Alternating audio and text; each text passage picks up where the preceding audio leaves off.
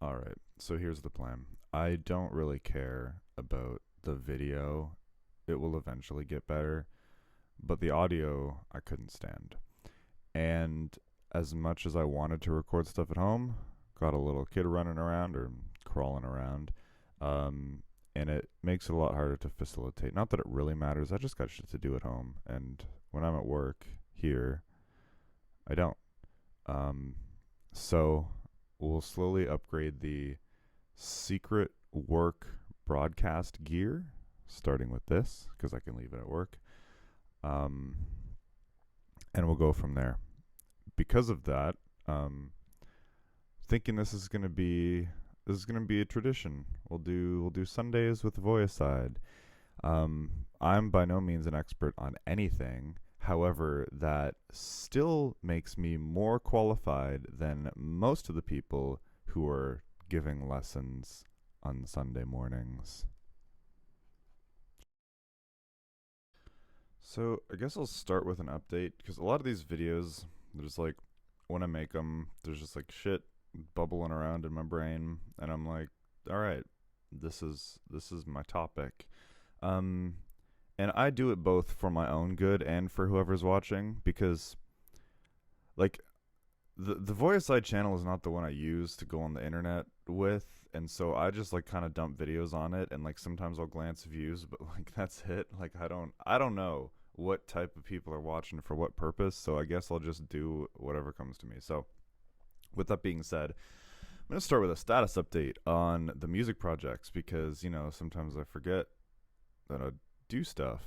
And since I don't really touch Facebook, I guess this is the only place that you've got.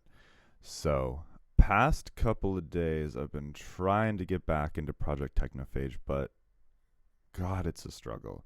Um, the current struggle is that musically it's pretty decent, but the lyrics are just so stupid. And usually that's a good thing.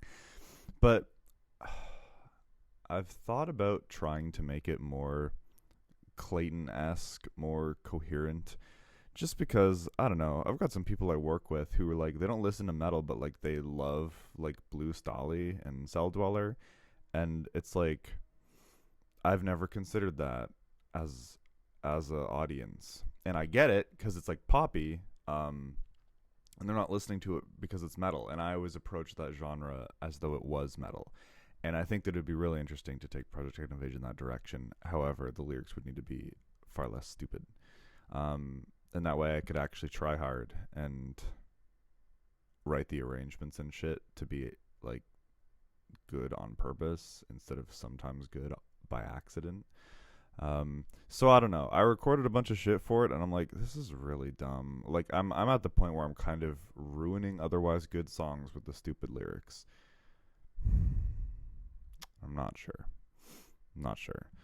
Um, Recording is underway for the new Design Abstract album.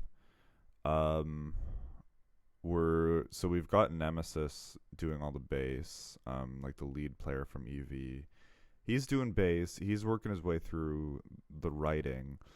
Logan's got two songs done on guitar, and I'm sitting on my ass doing nothing.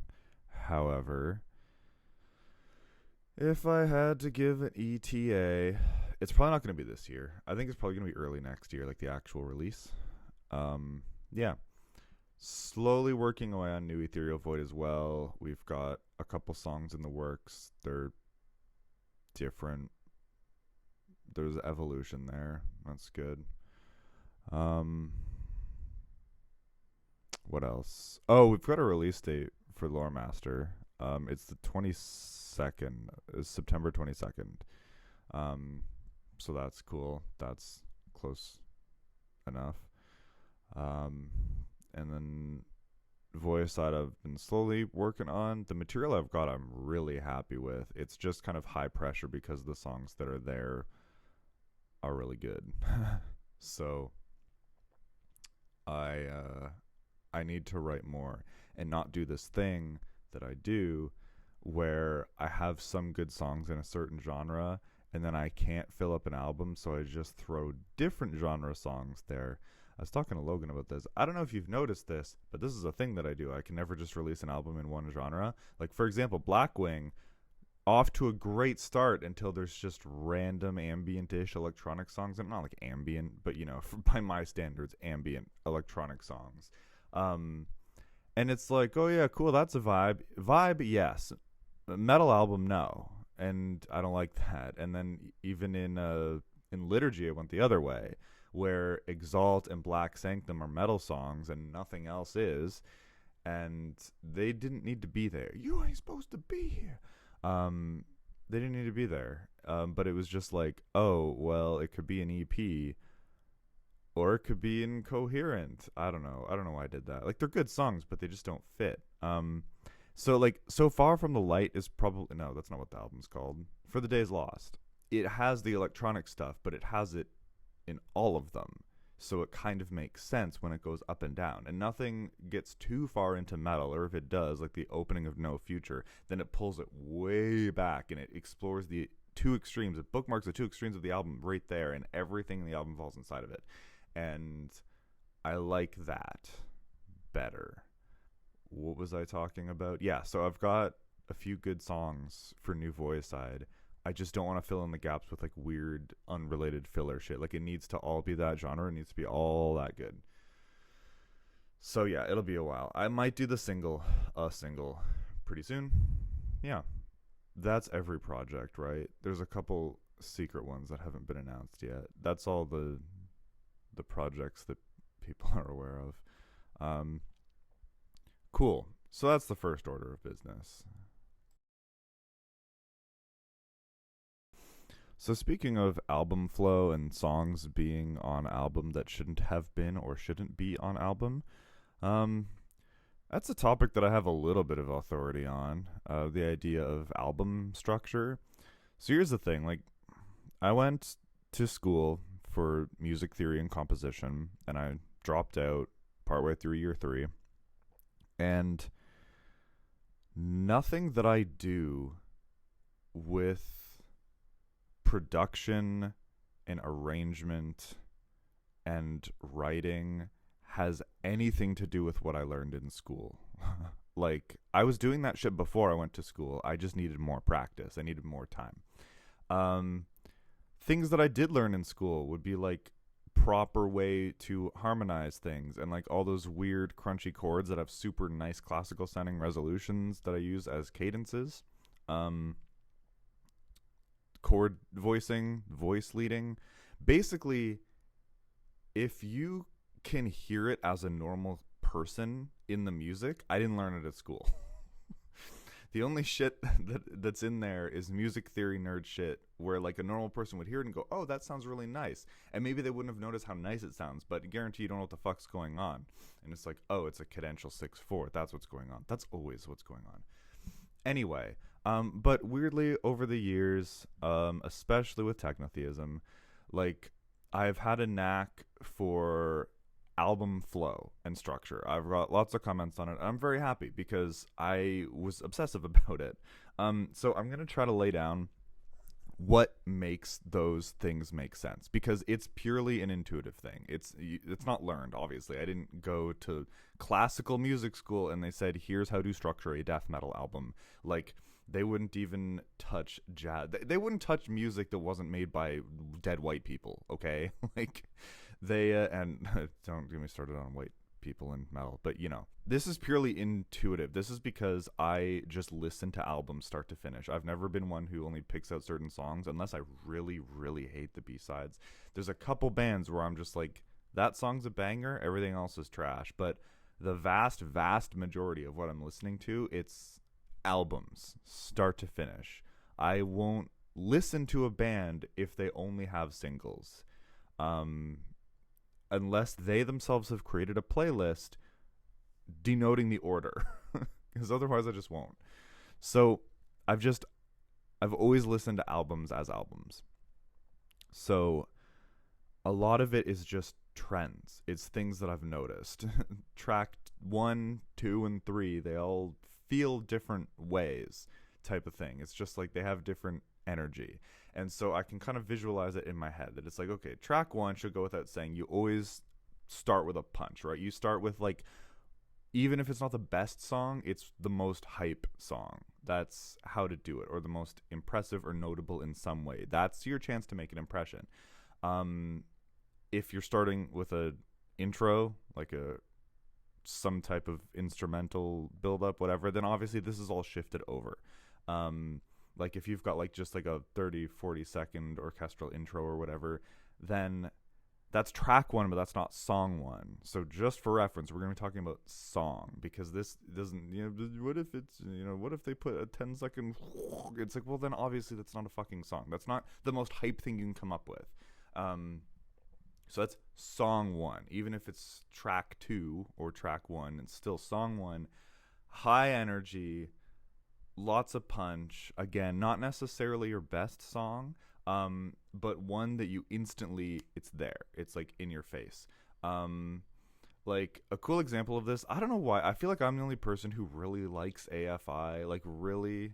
So like December Underground, I think, is an amazing album. And it opens with Prelude 1221, 2112, and 1220 numbers.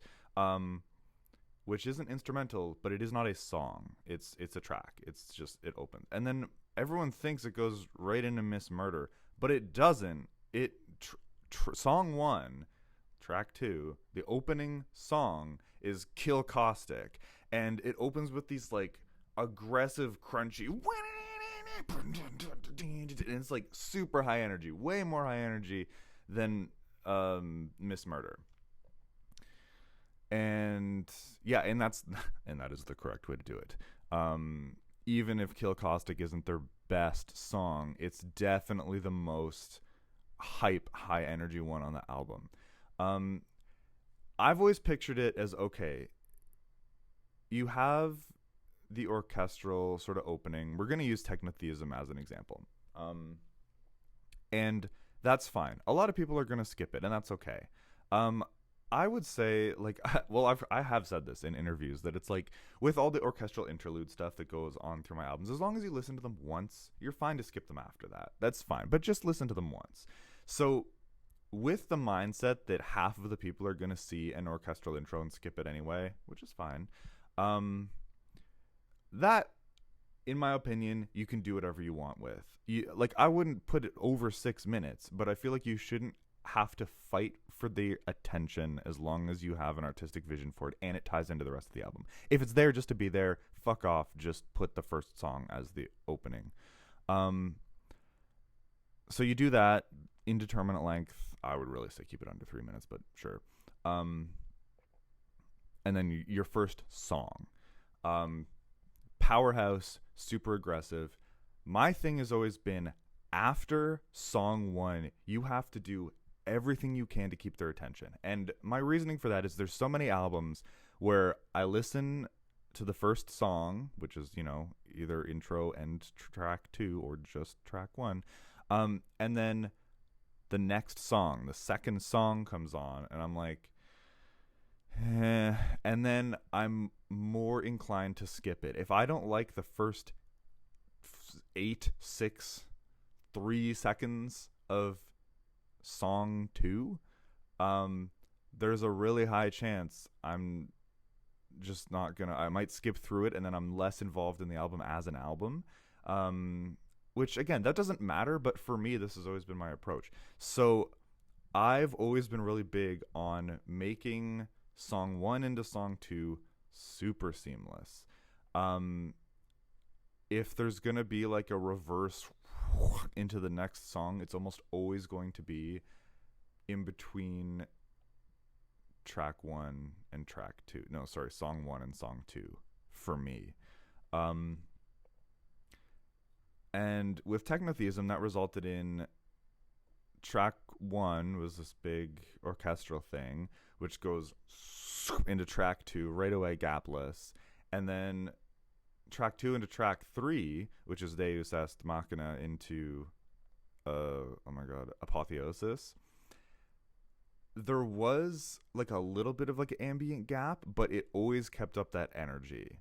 There was like weird synthy stuff, but it never stopped. There was never silence. And then you're into track three, which is Apotheosis.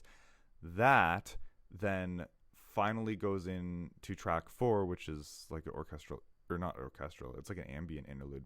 And that is the first time you get to fucking breathe, okay? And that's on purpose, because at that point you're kind of like, oh, and it's like, oh, and you're a quarter done the album already, and you don't really notice it because it all went through, and you haven't just heard one song and then you look up and you're like, oh, what else is on this album? Nope, you're sucked in, and at that point you're a quarter of the way through anyway. So you might as well see it out. Middle of the album, there's lots you can do with. The big thing is you want like the second last song to be one of the bangers. And I feel like that's obvious. I'm just going to say it in case it's not, because it's super obvious to me.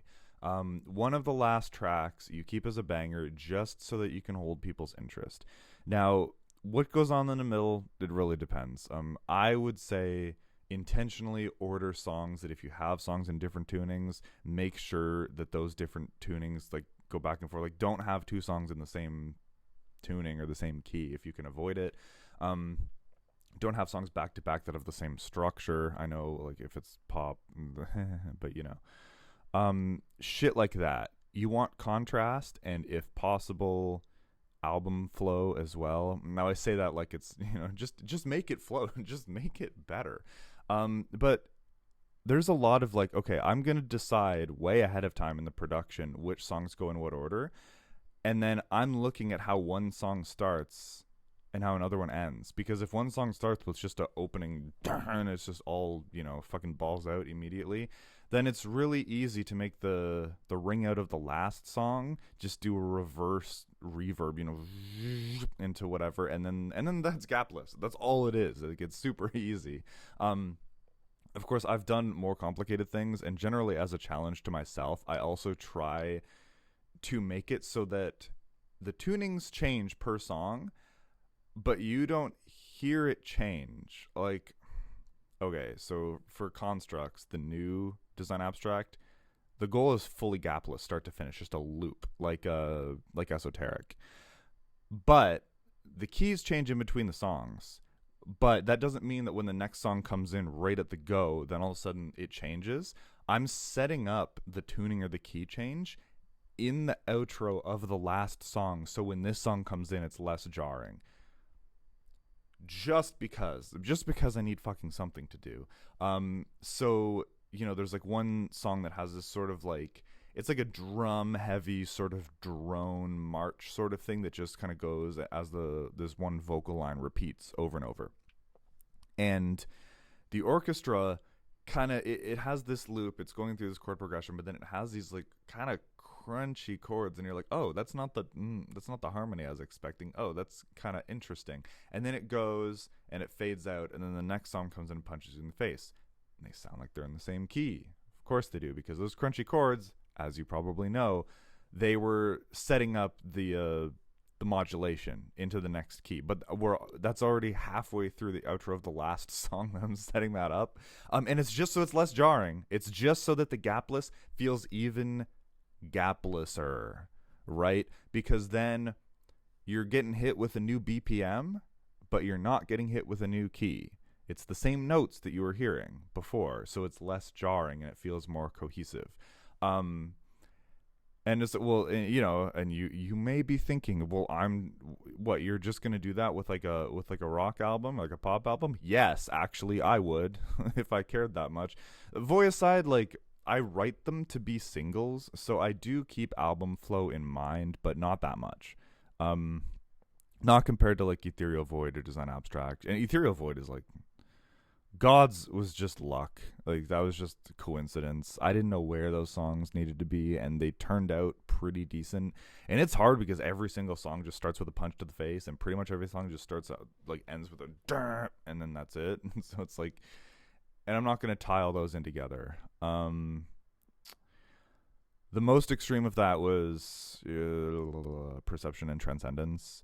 That song, like, that was like literally gapless. Like, and that was because it was all in the same tuning. No, it wasn't. But those first few songs were all in the same tuning. And with that, it was like, the downbeat to the ring out was just the next song, and we would just be hit with a tempo change, but because everything was the same otherwise, it just like flowed. And like, to be fair, I hear those gaps. I don't think it was super well done, but people did comment on it in a positive way, so I guess it was better than at least I thought it was.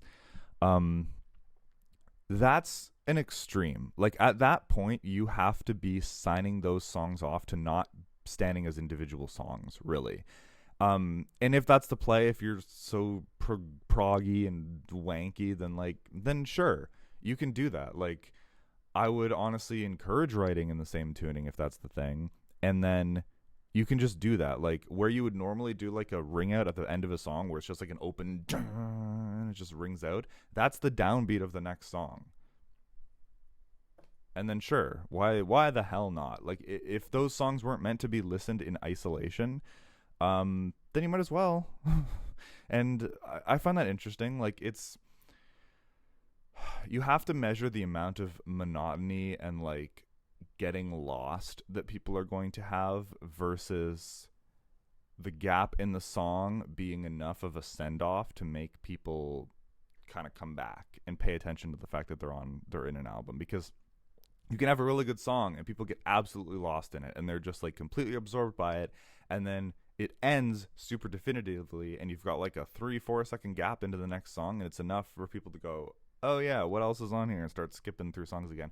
Not that that's the worst thing. It's, again, this is me coming from a perspective of when I listened to bands, I would put on an album start to finish, and I didn't want to skip it because those songs are there for a reason. They're in that order for a reason. And when you skip it, it just feels like it's missing something, you know? The album itself was structured in a way to tell a whole story, at least it should be.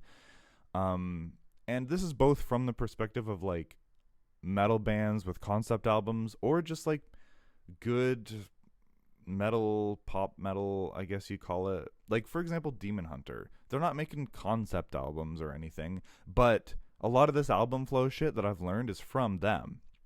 And the biggest thing with them is that their song 2s or song 3s-ish, because they can get away with like 2 bangers in a row. But no, it's just a song 2.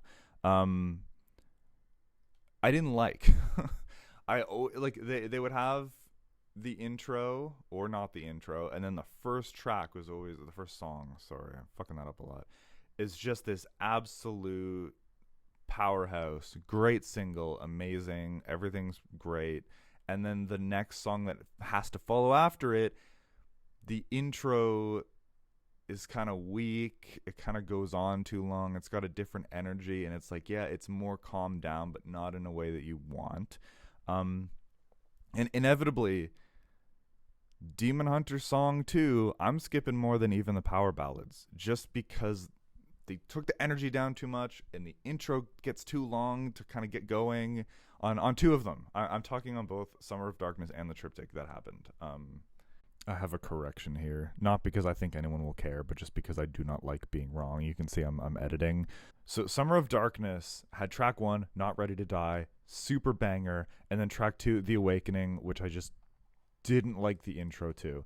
But I was wrong, because on the Triptych, now that I remember, there was the intro, The Flame, that was just a choral thing, and then track 2, song 1, was Not I, and then immediately followed by Undying, which was a turbo banger, and then Relentless Intolerance was the one I didn't like. So when I said they can get away with cramming like 2 bangers in a row, and then I said that's not true, that actually is true. I was right in the first place, because Not I and Undying are right side by side, and those are both bangers.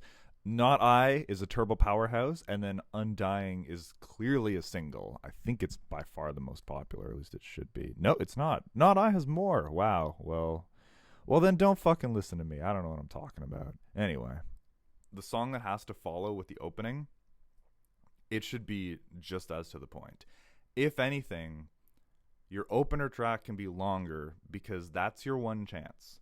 Like, unless you're making it absurdly long. Well, how long is fucking Digital Dawn? Like, because on Metamtechnosis, that album's not great, but I stand by some of the decisions, and I think Digital Dawn being like 8 Christ fucking minutes long, or however it was, that's okay. because we didn't have an orchestral intro, which is then a little less percentage of people who are going to be skipping track one. And that song is really high energy, and it's like your one chance for the album. Like, if people are going to check out the album, that was gross. They're going to at least do one song. Unless they really hate it, they're going to, 10, 15 seconds. And if they're tapping out of one song, they're not going to like the album anyway. For the rest of them, this is your chance. I think most people are going to sit through the length of one song. So if you make that song one, you can make it as long as you need. Just don't be a dick about it. But I very strongly feel like the track after that needs to get to the fucking point. Which, again, that's why Deus Ex Machina is a goddamn epic that has a Vocaloid in it. And it's like this massive, huge thing with like this huge structure that I actually cut down because the intro used to come back in its entirety at the end. But then the next track, Apotheosis, fucking bam, right to the face. Super, super quick. Just so that you don't lose the attention, you know? And looking back, I think Apotheosis is the better song. But if those were switched, in my opinion, that album would be way worse.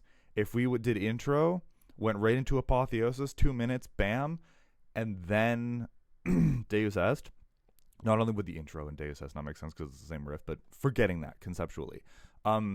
Then sticking them with like a 5-6 minute ridiculous technical wank fest. It's not. Some of it is a wank fest.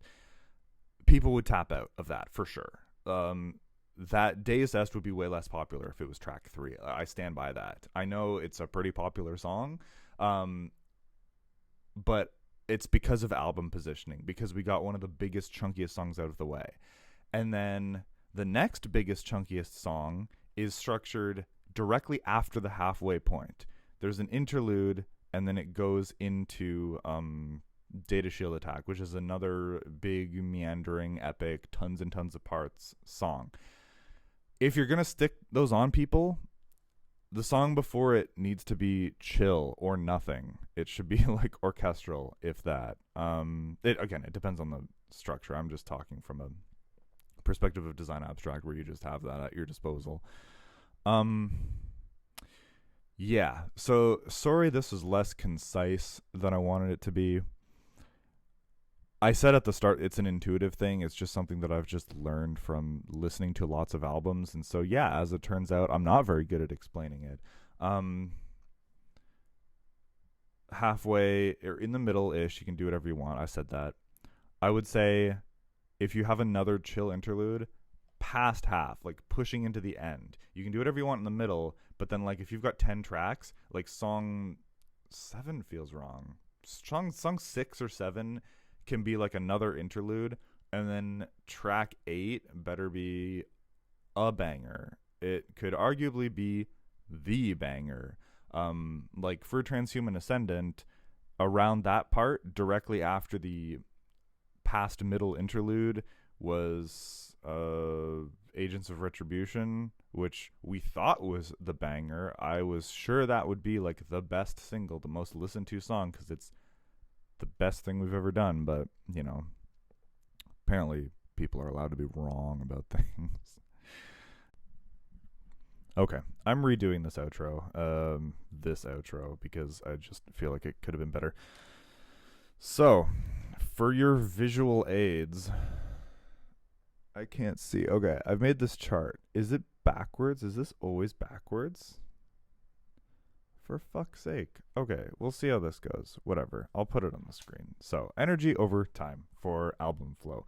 The little dots at the bottom are songs. This is assuming a 10-track album. And the idea is that you start with high energy, and then it dips down, so you do your middle exploration B-sides no one will listen to, and then the lowest point should come right before the best one. And now I say time over energy, but the thing is, the biggest, highest point, that should just be the best song. That should be like your best single should come around track 7 or 8 after a lull. Okay? Now, the reason I'm saying this, and I'm saying it in this really definitive way about these things that are clearly subjective, is that this is also, in the majority of cases, how to structure a song. right? Because the little peak, the highest point, I can't see is the thing.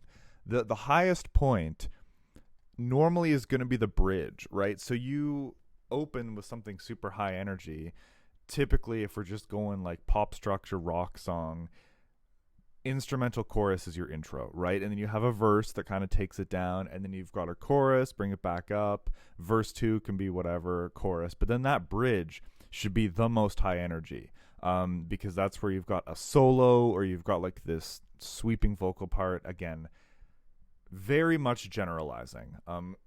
There's a million cases where this doesn't work. Just look at my own songs. Like, not all of them do this, but as a general basis, what I'm doing is correlating like a good solid song structure to good solid album structure, like micro and macro sort of things, because they do correlate. You want like the peak of the song for energy, for arrangement, even the highest note should be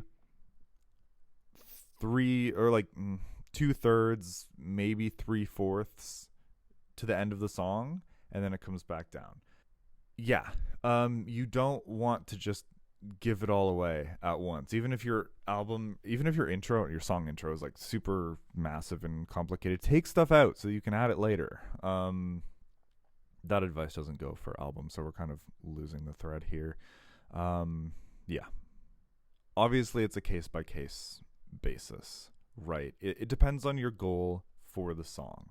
And your goal for the album, because album flow doesn't matter if you're just making an album that's going to be entirely just singles and you're okay with people picking and choosing, right? It just depends.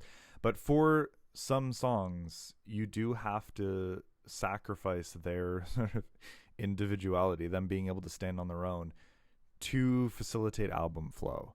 And I don't have an issue with that in Design Abstract because most of those songs aren't going to be singles. But you'll notice that in a lot of the cases, the songs that are sort of bangery, the ones that we think are going to be singles, they are better at standing on their own.